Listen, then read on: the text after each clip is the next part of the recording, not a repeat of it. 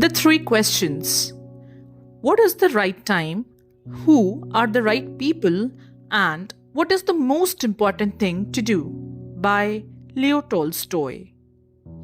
It once occurred to a certain king that if he always knew the right time to begin everything, if he knew who were the right people to listen to and whom to avoid, and above all, if he always knew what was the most important thing to do, he would never fail in anything he might undertake. And this thought, having occurred to him, he had it proclaimed throughout his kingdom that he would give a great reward to anyone who would teach him what was the right time for every action and who were the most necessary people and how he might know what was the most important thing to do. And learned men came to the king, but they all answered his questions differently. In reply to the first question, some said that to know the right time for every action, one must draw up in advance a table of days, months, and years, and must live strictly according to it. Only thus, said they, could everything be done at its proper time. Others declared that it was impossible to decide beforehand the right time for every action, but that, not letting oneself be absorbed in idle pastimes, one should always attend to all that was going on, and then do what was the most needful. Others, again, said that however attentive the king might be to what was going on, it was impossible for one man to decide correctly the right time for every action, but that he should have a council of wise men who would help him to fix the proper time for everything. But then again, others said there were some things which could not wait to be laid before a council, but about which one had at once to decide whether to undertake them or not. But in order to decide that, one must know beforehand what was going to happen. It is only magicians who know that, and therefore, in order to know the right time for every action, one must consult magicians.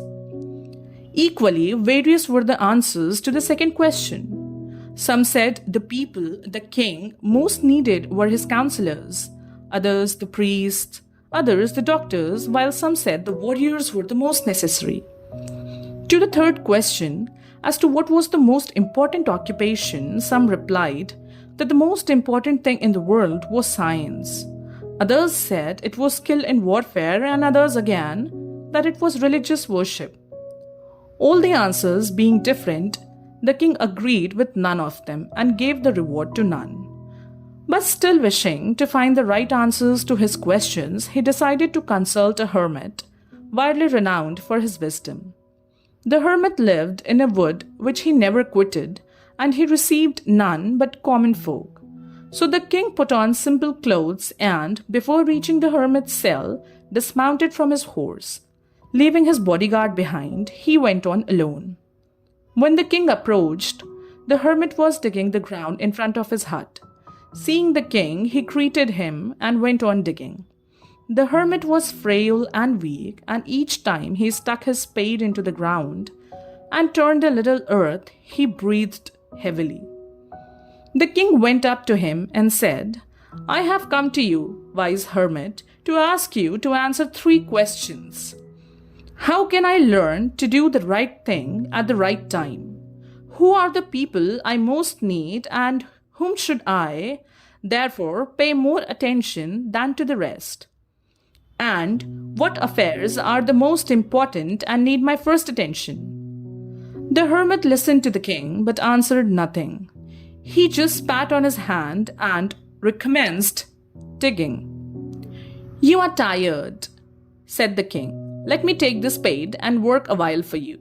"Thanks," said the hermit, and giving the spade to the king, he sat down on the ground. When he had dug 2 beds, the king stopped and repeated his questions. The hermit again gave no answer, but rose, stretched out his hand for the spade, and said, "Now rest a while, and let me work a bit."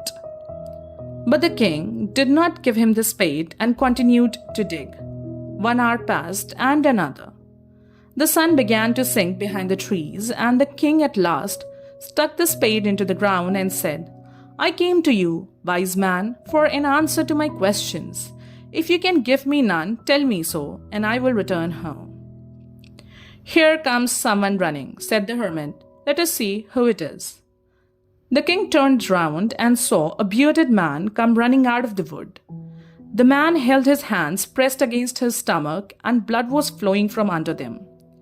When he reached the king, he fell fainting on the ground, moaning feebly. The king and the hermit unfastened the man's clothing. There was a large wound in his stomach. The king washed it as best as he could and bandaged it with his handkerchief and with a towel the hermit had. But the blood would not stop flowing, and the king again and again removed the bandage soaked with warm blood and washed and rebandaged the wound. When at last the blood ceased flowing, the man revived and asked for something to drink. The king brought fresh water and gave it to him. Meanwhile, the sun had set and it had become cool. So the king, with the hermit's help, carried the wounded man into the hut and laid him on the bed.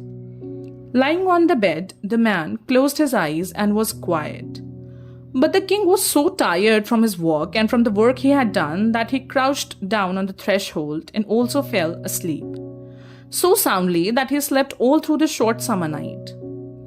When he awoke in the morning, it was long before he could remember where he was or who was the strange bearded man lying on the bed and gazing intently at him with shining eyes.